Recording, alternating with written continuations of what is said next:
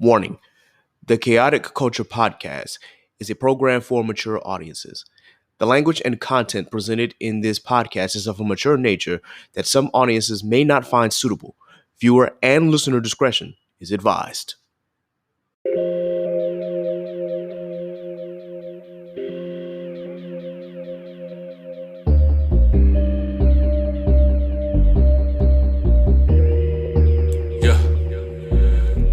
Embrace the culture, blaze the doja, grab your loved ones and bring them closer. Extra, extra, read the poster, the KKP is taking over. Sleeping on me, better smell the Folgers. I've been razor sharp since the Motorola. Off for O, like the cover Oprah. Popping bottles, feet all in the sofa. It's a celebration, though the times is hard. It's raining blessings, give it up to God. Chaotic culture, the greatest pod. With Cat the Pro, the one in charge, but it's a celebration. Times is hard. It's raining blessings, give it up to God. Chaotic culture, the greatest pod. With Cat the Pro, the one in charge. We're living in a chaotic culture. We're living in a chaotic culture. We're living in a chaotic culture. We're living in a chaotic culture. Oh, we're living in a chaotic culture. We're living in a chaotic culture. We're living in a chaotic culture. We're living in a chaotic culture. Oh, we're living in a chaotic culture. We're living in a chaotic culture. We're living in a chaotic culture. We're living in a chaotic culture. Oh, we're living in a chaotic culture. We're living in a chaotic culture. We're living in a chaotic culture. We're living in a chaotic culture.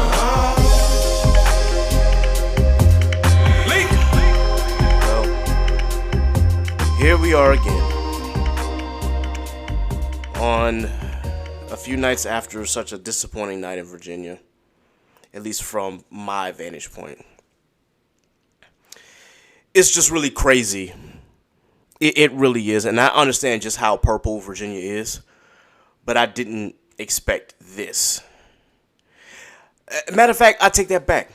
I expected it, but I was hoping that it wasn't going to come to fruition.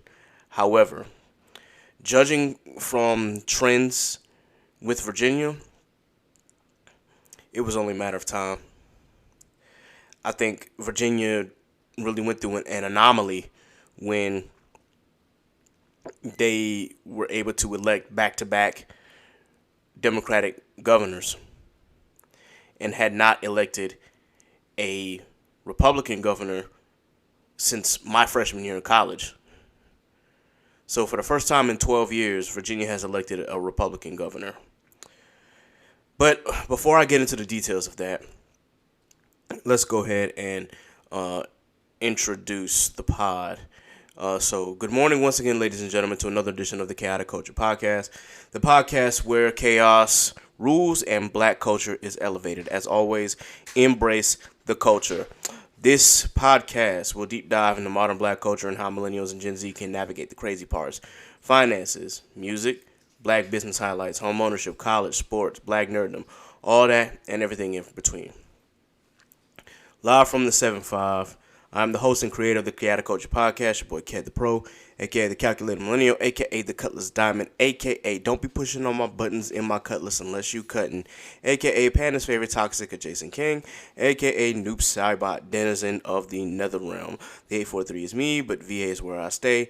Always chaotic, never toxic in most cases. I can't believe that we have to discuss this. I'm sorry, I'm just still so flabbergasted. And I really didn't want to go on a rant about this because I was hoping Virginia would actually do better. Unfortunately, that was not the case. And it's unfortunate that I have to come onto this podcast and rant about this election that just happened. For those of you who weren't paying to the gubernatorial election in Virginia, I'll get to that in just a second. But first things first, I want to address a few things. Of course, if you have been listening to this podcast, I once again appreciate all of our listeners and our subscribers through Anchor. Of course, please be sure that if you haven't subscribed and would like to subscribe, you can subscribe through us through our Patreon account, patreon.com/Chaotic Culture Pod. You can join us at any of the 4 levels. It don't matter which one. I don't care if you even donate just a penny or $1. Any support helps. Likewise, shout out to my co-hosts, Law and Nasa. Right now, they are not here. We will be recording another episode soon. And pay attention to that because we're bringing the Music Roundtable back for a little fun episode. But I had to get this one out because for obvious reasons. I'm clearly upset. I am clearly upset of the situation. And unfortunately, there's nothing I can do. I did my part, mostly. But it is what it is. I don't foresee us being in Virginia that much longer. And the good thing about Virginia's gubernatorial situation is that a governor can only serve one term. They cannot serve consistent terms, which is what the Democratic candidate was trying to do. He had served one term and he was actually trying to come back for a second term. But at any rate, before I get into the meat and potatoes of that situation, first we got to talk about a few things that I saw in the culture today. First and foremost, by now you guys have heard about the situation with the former wide receiver of the Las Vegas Raiders, Mr. Henry Ruggs III, who was if I'm not mistaken, a former wide receiver for the Alabama Crimson Tide before he got drafted. Excuse me. Now, this situation is really, really, really it's infuriating because we understand that people are young and we understand that they're going to make bad decisions or poor decisions and make mistakes. It happens. You're young. It's going to happen regardless. It's going to happen throughout our entire life, pretty much. We're going to make, decisions that we wish we could take back, and we're going to make mistakes, and we're going to falter. But this kind of decision, this is something that you can't really take back. You're going to have to live with this forever. For those who are not familiar with the situation, Mr. Ruggs he was involved in a DUI. And he crashed his Corvette into another car. And the person in that other car died. And apparently their pet died too. Mr. Ruggs was doing 156 miles per hour in a residential. 156 miles per hour in a residential area. What? I get scared when people decide that they're going to go over 90. Shoot, I don't even really want to touch 90 if we being honest. Y'all, but here's the thing. My boy, it was a DUI. My boy had an alcohol level of 0.161. That is twice the legal limit. Bruh.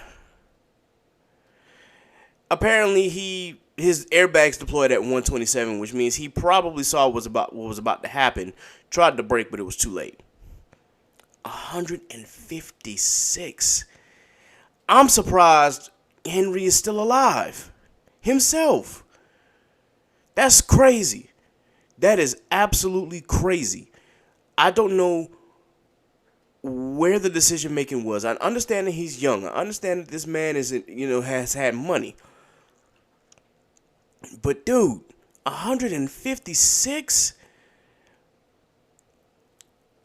in all of my years, especially in college, there are certain times where I knew that I wasn't good to drive. So I did either one or two things. One, I stayed at the place that I was until the next day. Or if I was riding with somebody or if I had picked them up and I knew that I was not coherent enough to drive, I gave them the keys because I knew that they were still good. Like, yo, take the keys. I can't drive. I'm clearly faded. And if there was ever a situation where I was driving impaired for some reason, if for whatever reason I thought I was good and then realized I was not, I found a way to make sure that I stayed safe. But in all of those years, I never once considered ever going that fast in a vehicle like that. That is absolutely beyond me. I don't know what was going on in his mind. I seriously don't. I don't know how you could be that impaired, one, but being that drunk, I don't know anybody, whether in their sober mind or in their drunk mind, who would decide, you know what, I'm going to do 156 in a residential. I can't fathom that. But then again, I'm not an NFL player. I probably will never have the kind of money that Henry Ruggs was seeing before the Raiders released him. What's also interesting is that my friend K. Renee, for those who don't know, please be sure that you check out Brutal Honesty with K. Renee. What K told me was that his baby mama was with him, which makes it an even bigger liability because why did you not take the keys from him? Why the hell did you get in the car with him? Why the hell did you not drive if that was the case? Stop this man from ruining his career and perhaps potentially taking another person's life. Unfortunately, that did not happen, and now Buddy is locked up and is probably going to spend a significant amount of time in jail, especially because they found an illegal loaded firearm in the Corvette. So now, driving under the influence, reckless driving, vehicular homicide, and an illegal firearm in your car. Even if Mans took a plea deal, I don't see him getting out of jail for. He can't not. He's probably going to be doing at least 10. At least 10.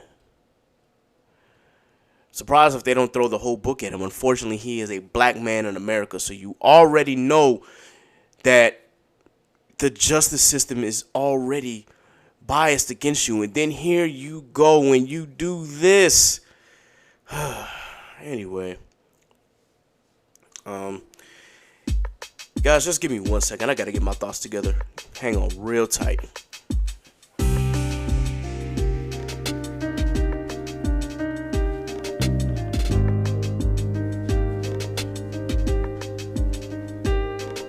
Okay, I'm back. I'll probably edit that out. Or at least try to, but whatever. Okay. The next thing that I wanted to get to is, for those of us who are wrestling fans, WWE had their quarterly annual report today, and their funds were, of course, well beyond their expectations. But anytime they go through these quarterly reports, I always get nervous because I know that they're about to release a whole lot of people. Sure enough, WWE released a string of people. Some of them I saw coming, but others,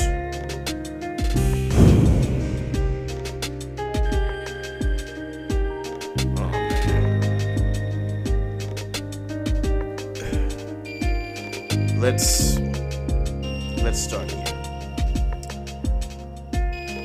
Eva Marie, I saw coming. Jeet Rama, unfortunately, I saw coming. Lucha House Party, I saw coming. Harry Smith, I'm kind of disappointed that they did that, but I saw it coming. Zeta Ramir, didn't even really give her a chance.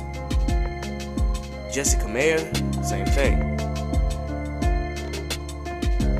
Only Lorcan, unfortunately, I saw it coming. They want to get younger and bigger. Pause.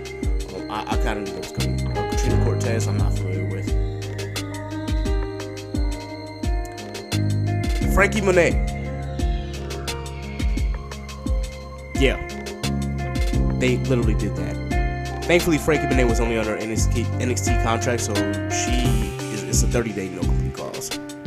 That's just That's disappointing as hell because Frankie Monet can go. She can go. For those who don't know who Frankie Monet is, it's Taya Valkyrie from Impact. And she's also the wife of John Morrison, who wrestles with WWE, which I don't know what it is about WWE and couples. I really don't, but that gets into my next part. Scarlett Bordeaux and Karrion Kross both released. Now, you put them together and you have an unstoppable force. But for whatever reason, Vince split them apart. Gave Karrion Kross some kind of gimmick that I did not understand. We don't see Scarlett for months. And then he just decides to go and release them. This was Triple H's one of his pet projects. Karrion Kross was a 2-time NXT champion. It's like, I don't get it. And the moment that I knew that Vince and Bruce Pritchard got their hands on NXT, I don't know if it changed for the better or worse. I'll let you guys be the judge for those of you who are wrestling fans. But this is just absolutely infuriating. Because, granted, was Karrion my favorite wrestler? No, but did I like his gimmick when Scarlett was a part of it? Yes. Anyway, the next one that really upset me was Ember Moon. Ember Moon is probably one of the best women wrestlers on that roster. Like, her wrestling technique, her repertoire was phenomenal. Nobody was touching her. I'm sorry. She went back to NXT, rebranded herself, and became the first ever woman to hold both the NXT Women's Championship and the NXT Women's Tag Team Championships.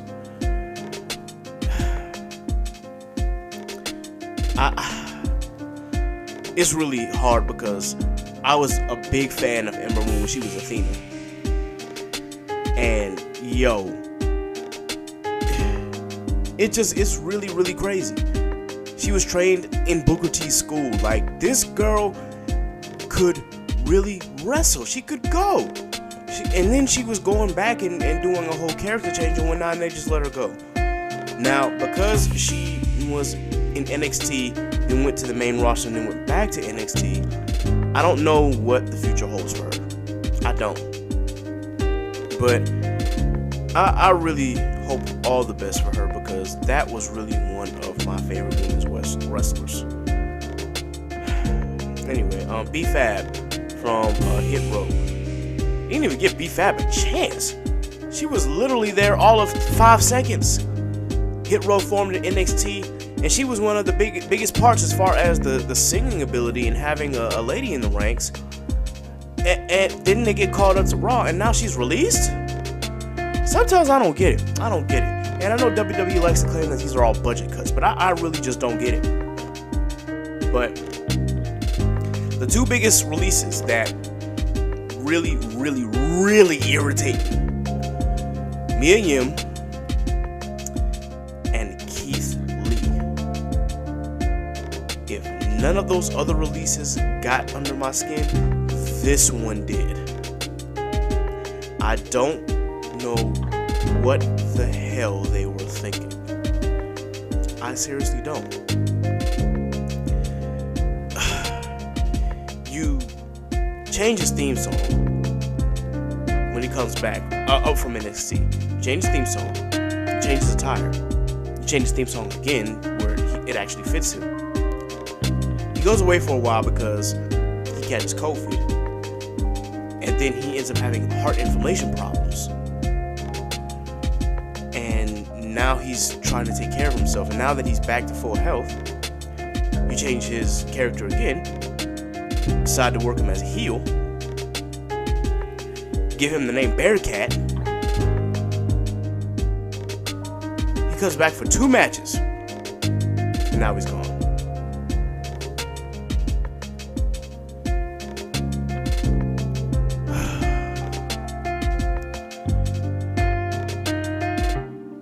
being a wrestling fan is one of the hardest things. Granted, we have multiple promotions that would be able to take all of these wonderful, wonderful wrestlers. However, just the simple fact that the way that Vince runs this organization, I don't know how much longer as a fan I can take that. I've been a WWE fan for as long as I can remember. My first WrestleMania was WrestleMania 14. So I guess I've been a fan of WWE since 98. As an avid watcher of WWE since 98. Back when they were WWF, of course, during the Attitude Era. But, and I like, excuse me, goodness, and I like AEW. I really like AEW. And I've been watching episodes, so I really love the product that they have. But a small part of me really wanted, WWE to continue to thrive the way that it does. Naturally, I am sick, especially with that Keith Lee one, because I've been a big fan of Keith Lee even before he got into NXT. When I discovered him on the indies, that dude was an absolute superstar, and Vince fumbled the bag. Heavy.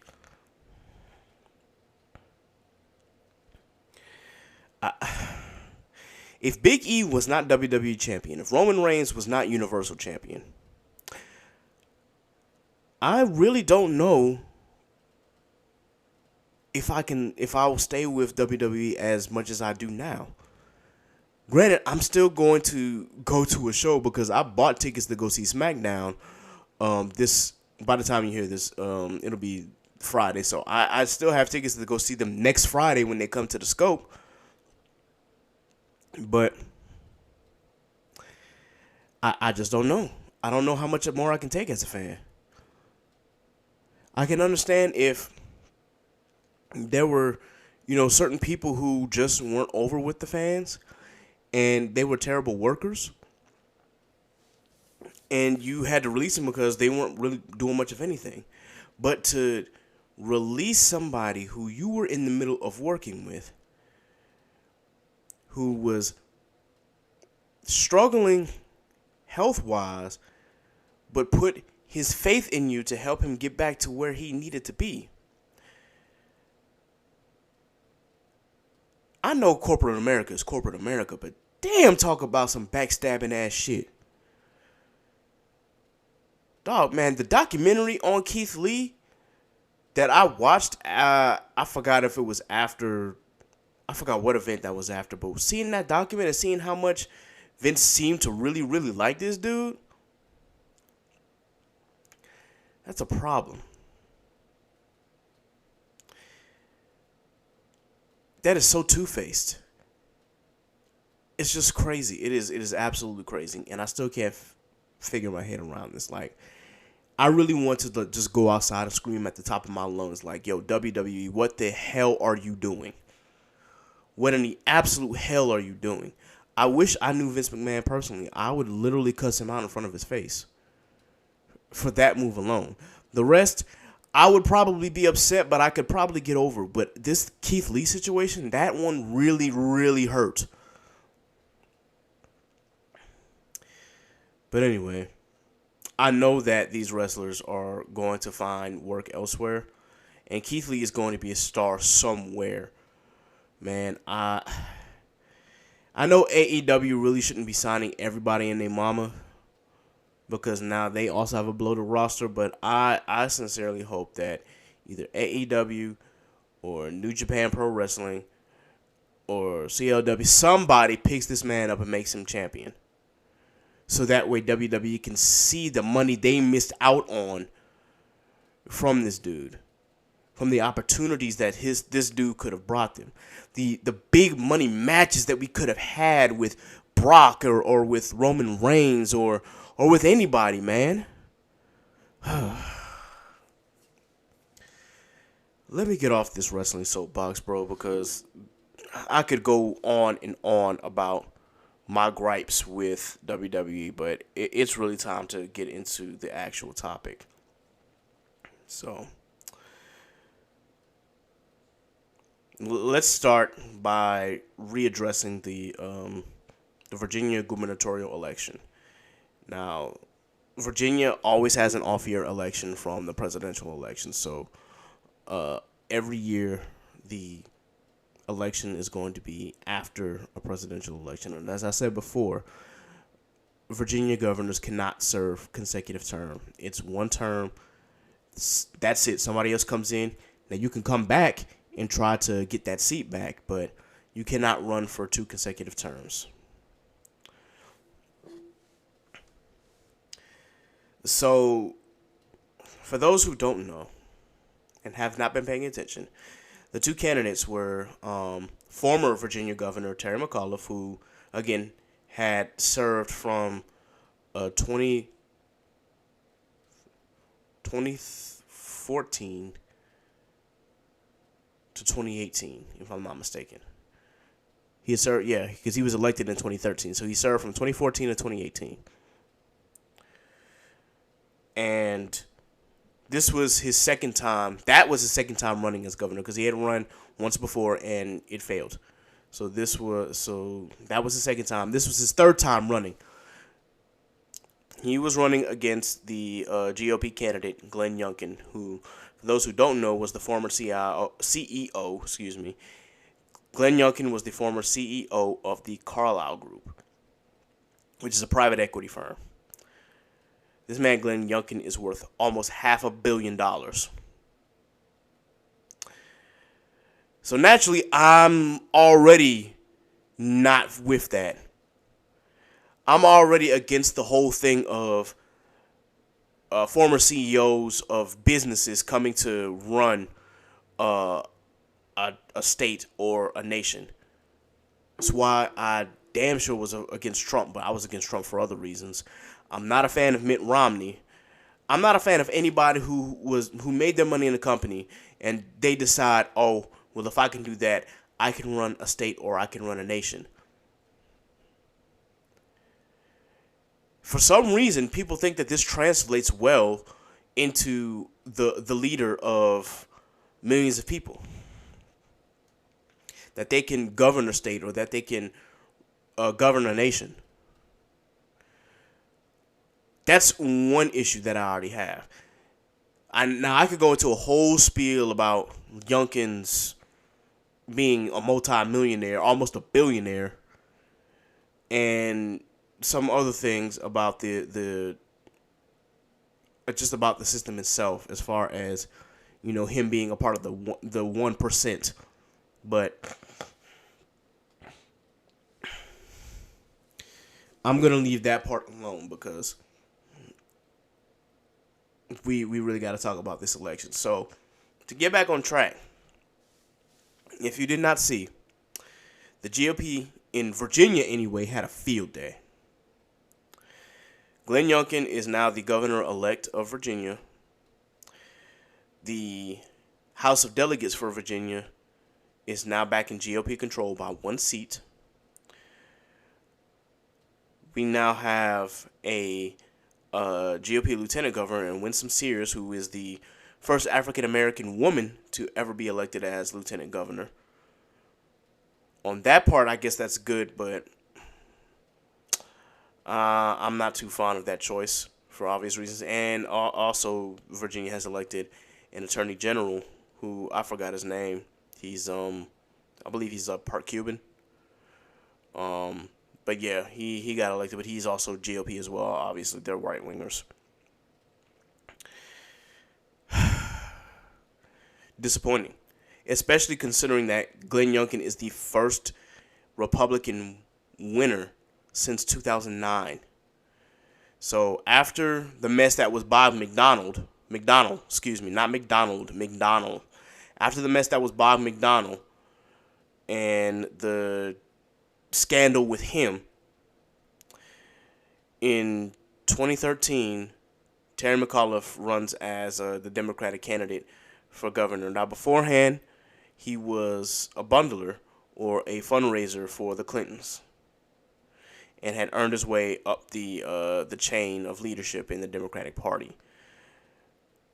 His opponent was Ken Cuccinelli, if I'm remembering correctly, and despite the fact that Virginia likes to elect someone of the opposite party, when they like to elect a member of the opposite party of the White House. So Obama had one re-election, so I'm expecting Virginia to to elect another GOP governor. They actually don't. And that's partially because Ken Cuccinelli was he was just absolutely terrible. Now, Terry McAuliffe, unfortunately, is not the best Democratic candidate. I didn't think he was the best Democratic candidate back then, and I didn't think so now. However, he was the Democratic candidate. Now, that year, I did not vote for Terry McAuliffe back in 2013, in part because I admittedly, this was the one election that I missed since I've been eligible to vote. I forgot. Plain and simple, I have no excuses. I just forgot. McAuliffe still ends up winning, which was a surprise. And I guess that's because Cuccinelli was not a really likable Republican during that time. He serves 4 years. His policies as governor were actually decent. They started this chain reaction, and with Virginia was still pretty much purple at this point because he was governor, but the control of the Senate and of the House of Delegates was still very much Republican. So, but still, it was an even governorship. It wasn't anything spectacular, but he got some things done. His term is up. His lieutenant governor, Ralph Northam, runs as the Democratic nominee. He wins the Democratic nomination, goes up against Ed Gillespie, who had actually lost to Mark Warner for the Senate seat. And this is during the time that Trump was just elected president. Now, what we've learned is that Virginia does not like Trump at all. Even Republicans here can't stand Trump and will happily vote against him, as seen when they voted for Hillary in that election. And it's crazy because Virginia has consistently voted for a Democratic president since Obama. It's gone to Obama twice. It went to Hillary. It went to Joe Biden. But to really explain the situation, we see that Ralph Northam wins in a landslide because just that many people do not like Trump. And this man, Ralph Northam, wins by 9 points. Then the 2020 election comes up. Virginia goes to Joe Biden. Joe Biden wins by 10. So people think it's all gravy now because the state pretty much has a consistent vote with Democrats. The Democrats were able to change around the House of Delegates, and now they got a 55-45 majority. They lead in the Senate 21-19. They have things in power, and the policies in Virginia, once that changed around, like exploded. You saw a lot of progressive policies being pushed, and Virginia really becoming a progressive state. Now, fast forward to the 2021 VA gubernatorial race. Here's some things that went wrong.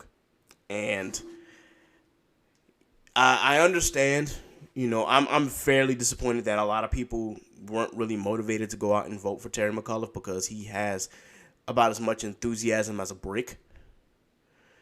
I'm serious. Like, the man had no enthusiasm whatsoever. And even when he was governor before, he didn't have that much enthusiasm.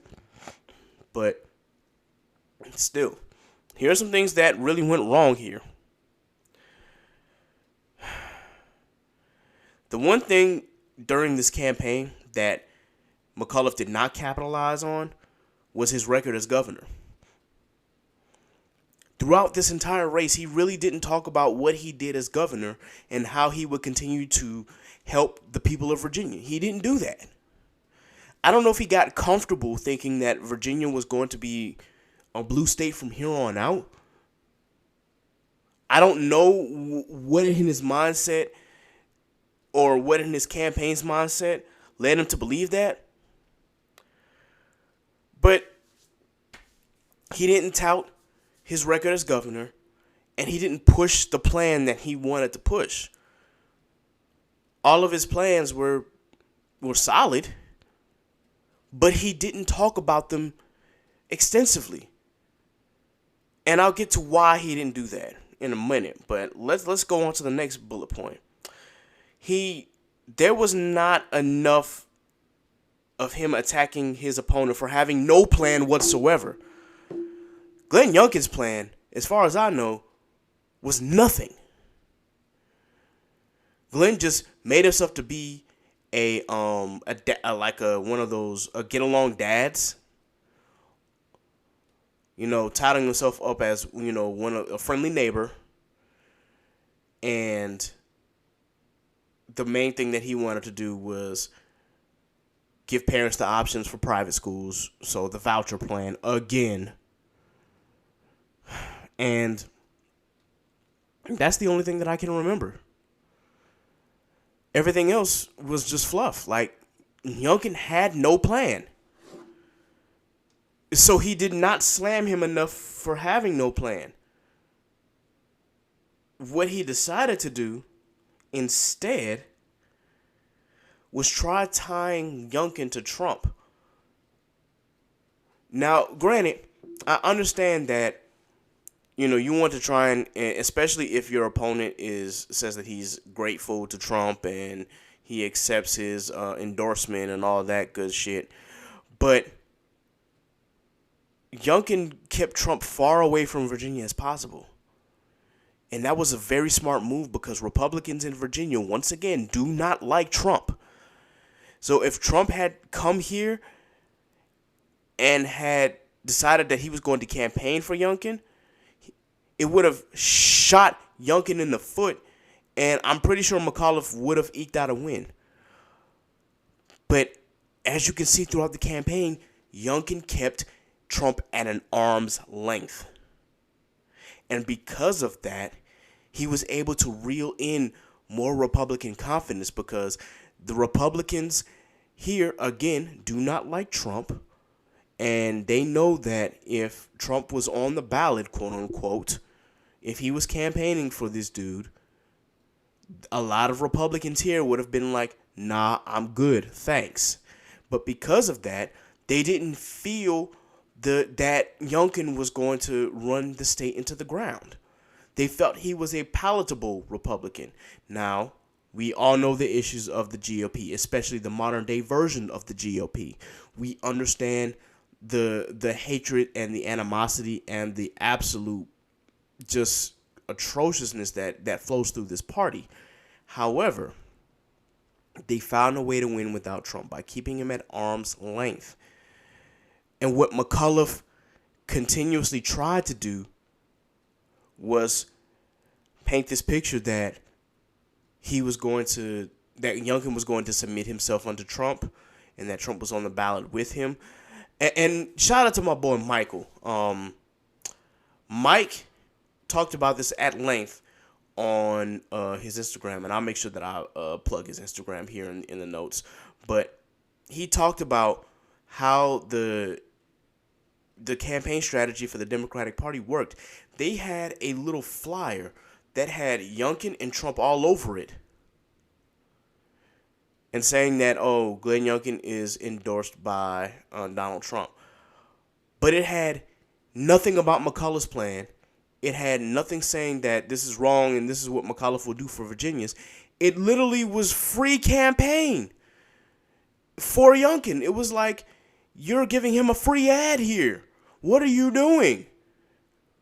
If you looked closely at this ad, at the very bottom of that little, I guess, quote-unquote Trump endorsement, it said paid for by the Democratic Party.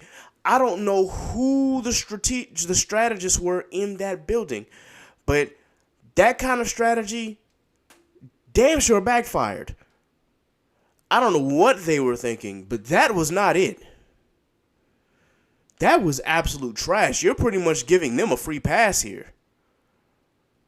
Because when I saw that in my mail, I was confused as hell. Like, okay, why are the Republican Party sending me anything? They know better not to send me anything. Regardless of whether I vote, I'm damn sure not voting GOP. By all means, I might as well be a Democrat. I'm saying this because in Virginia, technically, we're all independents. We don't actually have to put what our party affiliation is. But for all practical purposes, I've been voting Democrat. But seeing that should have been an alarm bell number one. Like, bro, what are you doing? Another problem that McAuliffe had. He waited too late to truly campaign. It's like he waited until the last minute. It's like this man knew he had the governorship in the bag. It's like he knew he was going to be governor again without actually trying. Do you know how many Youngkin signs I saw in the 7-5 alone as compared to how many McAuliffe signs I saw? Do you know how many times I saw the Youngkin plane fly over the 7-5 and above the HRBT? And what did I see from McAuliffe's campaign? Not a damn thing, except for maybe a couple signs here and there. I could probably literally count on my hand how many McAuliffe signs I saw. Not to say that signs vote, they don't, but still. It's like McAuliffe didn't even try. McAuliffe stayed in the pocket. He stayed as far as his campaign. I didn't see him at any point in time come to the 7-5. And maybe that's because I was working, but I never, saw him do speeches there. I saw him do some in Richmond, and I saw him do some in Northern VA where we know that it's a Democratic stronghold there. But I didn't see anything in the 7-5. I didn't see him go to Virginia Beach. I didn't see him go to out west, which admittedly, of course, is going to be majority Republican anyway. But still, I didn't see him make the effort.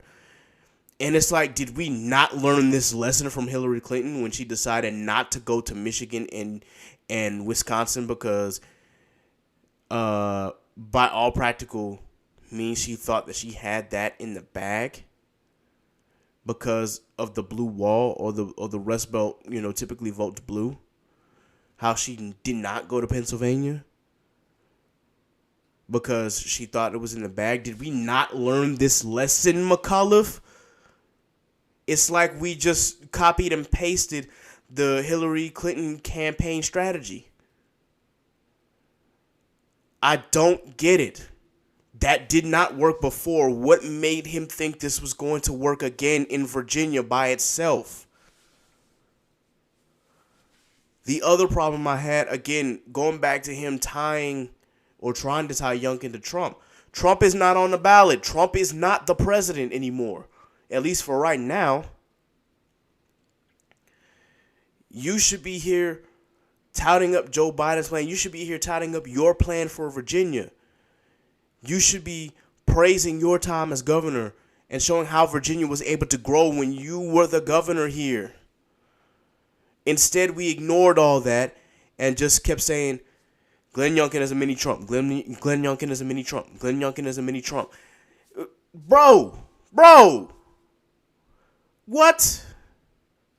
Y'all, I wish y'all knew how disgusted I am. I am so disgusted. And that's not even the worst part of it. We all know that Republicans now have a new buzzword, and that's critical race theory. And for some reason, they decide to use that and to say that critical race theory only teaches hate and that we shouldn't be making white kids and other kids feel guilty about slavery and all that jazz and shit. That is not critical race theory. Critical race theory is not taught in Virginia schools, kindergarten through 12th grade. Critical race theory isn't even taught at the undergrad level. It is a graduate level course. At least what the true critical race theory is.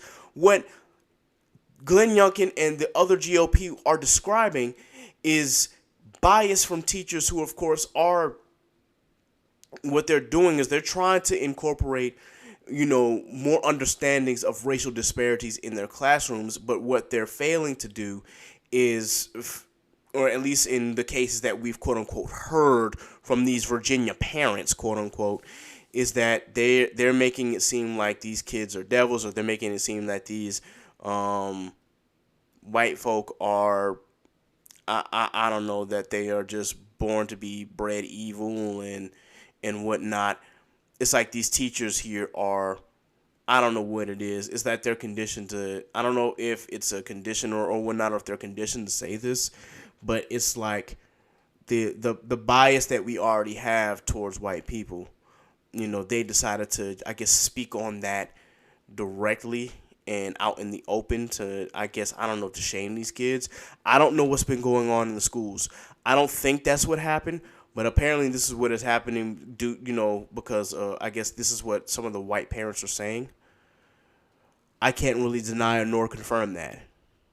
What I do know is that what they're describing is not critical race theory. It's like what they're describing is that somebody is trying to teach they might have an internal bias, and without using history as a context, they're trying to teach about racial disparities. But that's not CRT. However, what I am learning is that because this is the new buzzword for GOP are, for whatever reason, they are motivated to now try and ban books so that way the kids don't have to feel guilty about reading them or about learning it. So now they're trying to turn the whole critical race theory into an attack on learning about civil rights and learning the truth about the history of this country. It's like they want us to forget all of the atrocities that the United States has done and just learn about the good parts. If that ain't brainwashing, I don't know what the hell that is. That's like some, goodness gracious, that's almost, I don't want to say that it is Germany conditioning, but that's like having that kind of mindset of not teaching about the atrocities that America has done and only leaving it for the good parts for the kids to learn about, and for teens and people in school.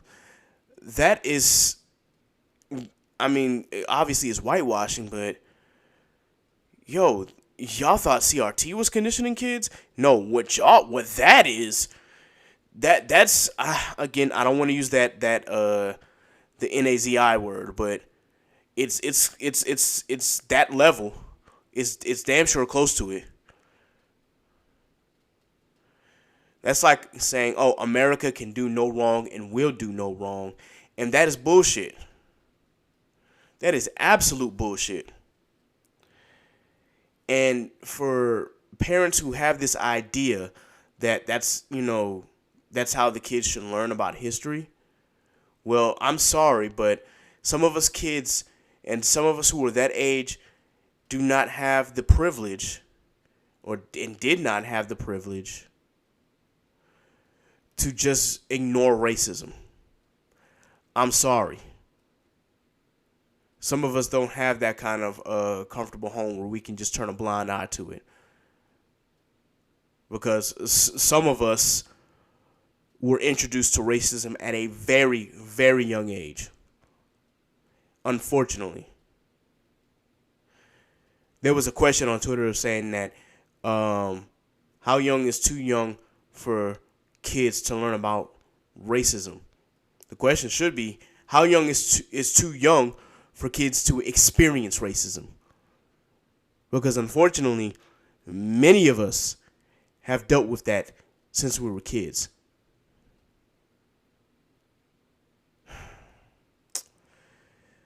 But the GOP found a way to use it. And Terry McAuliffe did not help himself by doing that parent, using that parent quote, saying parents do not belong in the classroom. I guess I'm paraphrasing here, but he could have worded that so differently, because now he has these parents who are who captured, who saw that and heard that, and of course took it out of context. And Glenn Youngkin capitalized on it, and now has this whole Parents for Youngkin coalition. He could have easily said that for us, it is important that in Virginia schools teach not only the good things about our country, but also learn about the atrocities, so that way they won't make the same mistakes that we did to get here. It's not to make a kid or a child feel guilty about it. It's so that they can become aware of what's going on in this country, and that they can learn that there are ways to improve it by learning what not to do. And yet, Terry McAuliffe did not convey it that way.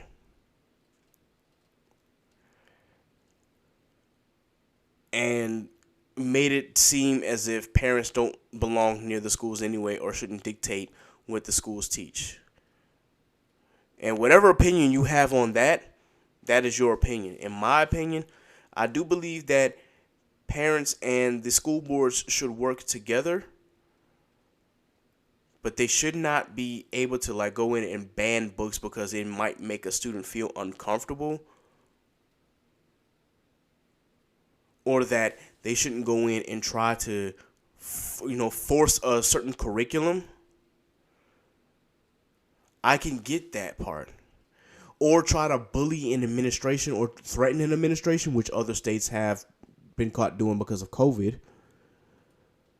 There was a way that Terry could have made it make sense, and unfortunately he did not, and then he doubled down on it. So that already put him in such a large hole to climb out of.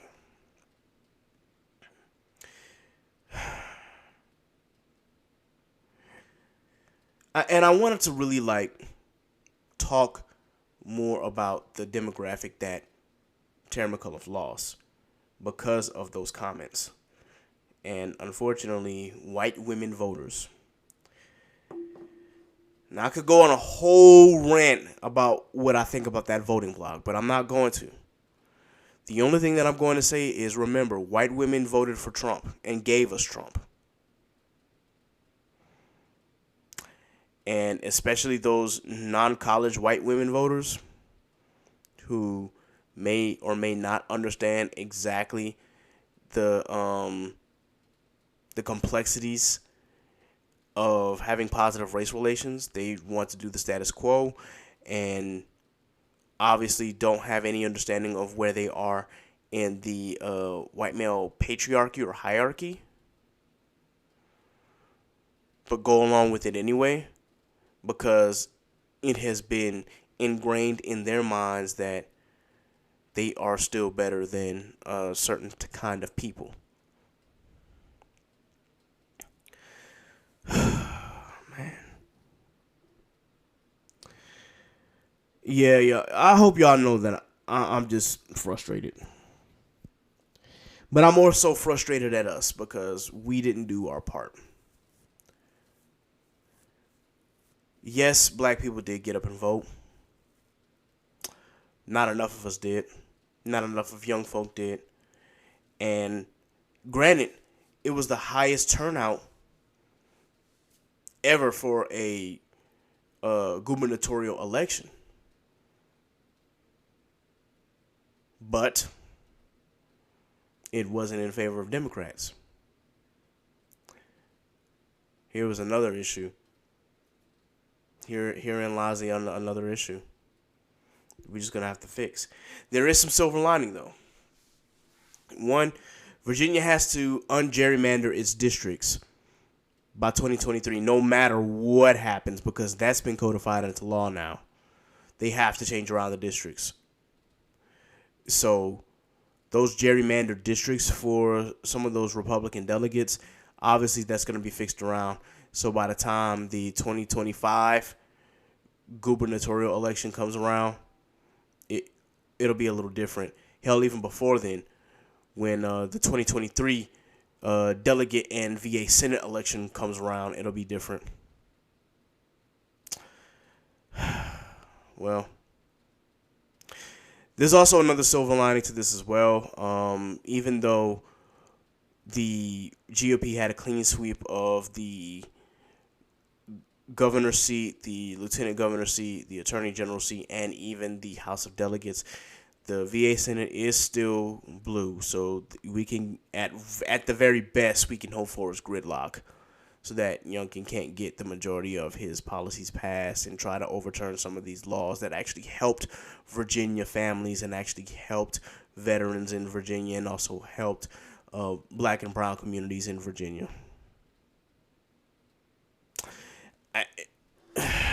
Well, the other silver lining is, of course, and some people, you might take this as a grain of salt, whatever, or what may have, but in New Jersey,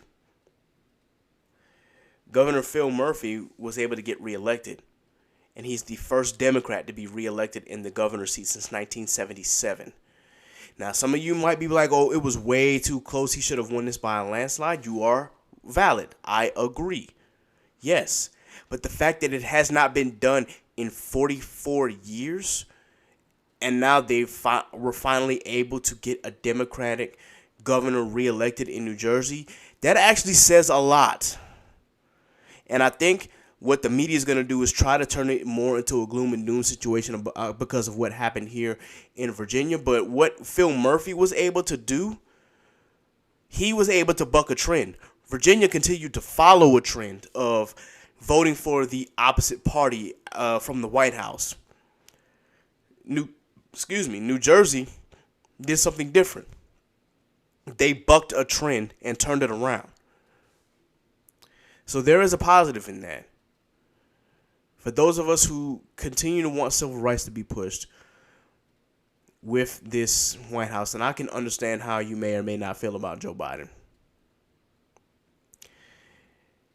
For those of us who understand what's going on in the Senate right now, all I have to say is those two Democratic senators, quote unquote, who shall remain nameless, if they don't get on board, it's going to be a bloodbath in 2022 and 2024.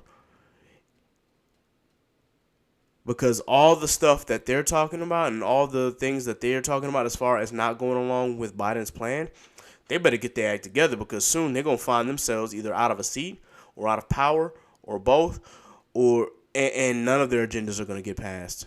But we all know why they're doing it, because lobbyists are in their pocket.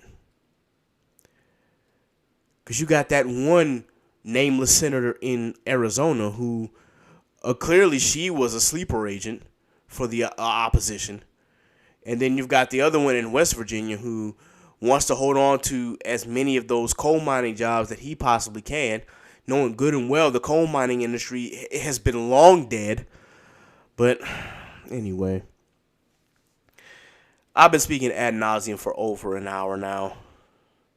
Well, not an hour, but close to it. So I'm just going to go ahead and end it here. I didn't want to get into like a scream match or a shouting match or a cussing vent session, because I could have, but I'm going to keep it subtle because, again, there is some silver lining in this.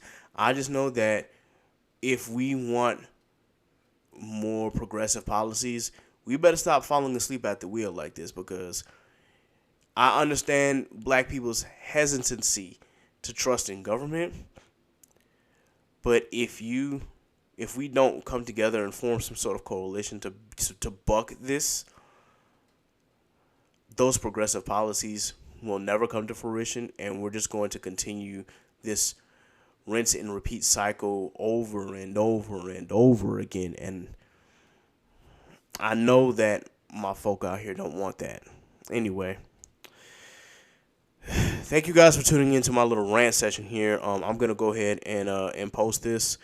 It's gonna pop up on Friday. By the time you hear this will be Friday, November 5th. So, as always, be sure that you like, share, and subscribe to the Chaotic Culture Podcast. You can follow us and like us on Facebook at our Facebook page. That's Chaotic Culture Podcast. You can follow us on Instagram at Chaotic Culture Pod.